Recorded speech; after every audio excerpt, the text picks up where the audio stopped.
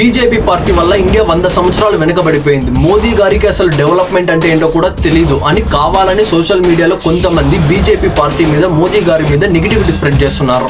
అలాంటి వాళ్ళకి చెప్తున్నా వినండి. 2005 ఢిల్లీలో సీరియల్ బాంబ్ బ్లాస్ట్లు జరిగి 70 మంది చనిపోయారు. 2006 లో 3 సార్లు Varanasi bomb blast, Mumbai train blast, Malegaon bomb బ్లాస్ట్లలో 277 మంది చనిపోయారు. 2007 లో సంజౌతా ఎక్స్ప్రెస్ ట్రైన్ లో బాంబ్ బ్లాస్ట్ జరిగి 70 మంది చనిపోయారు. 2008 జైపూర్, అహ్మదాబాద్, ఢిల్లీ బాంబ్ బ్లాస్ట్లలో 163 మంది చనిపోయారు. సేమ్ 2008 ముంబై తాజ్ హోటల్ మీద టెర్రరిస్ట్ అటాక్ జరిగి 171 మంది చనిపోయారు. 2010 లో పూణేలో బాంబ్ బ్లాస్ట్ జరిగి 17 మంది చనిపోయారు. 2011 ముంబై, ఢిల్లీలో బాంబ్ బ్లాస్ట్లు జరిగి 41 మంది చనిపోయారు. 2013 హైదరాబాద్ లో బాంబ్ బ్లాస్ట్ జరిగి 18 మంది చనిపోయారు. ఇన్ని టెర్రరిస్ట్ అటాక్లు ఇండియా మీద జరిగినా సరే అప్పటి కాంగ్రెస్ గవర్నమెంట్ పాకిస్తాన్ మీద ఎటువంటి యాక్షన్ కూడా తీసుకోలేదు. కానీ ఇప్పుడు పాకిస్తాన్ ఇండియా పేరు తలుచుకుంటేనే ఉచ్చ పోసుకుంటుంది. ఎందుకంటే ఇండియాని కాపాడుతుంది మోదీ గారి రూపంలో ఉన్న ఆంజనేయ స్వామి కాబట్టి. మోదీ గారితో పెట్టుకోవాలంటే దమ్ అనేది టన్నులు ఉండాలి. అంత దమ్మున్న మగాడు ఎవడు ఇంతవరకు పుట్టలేదు.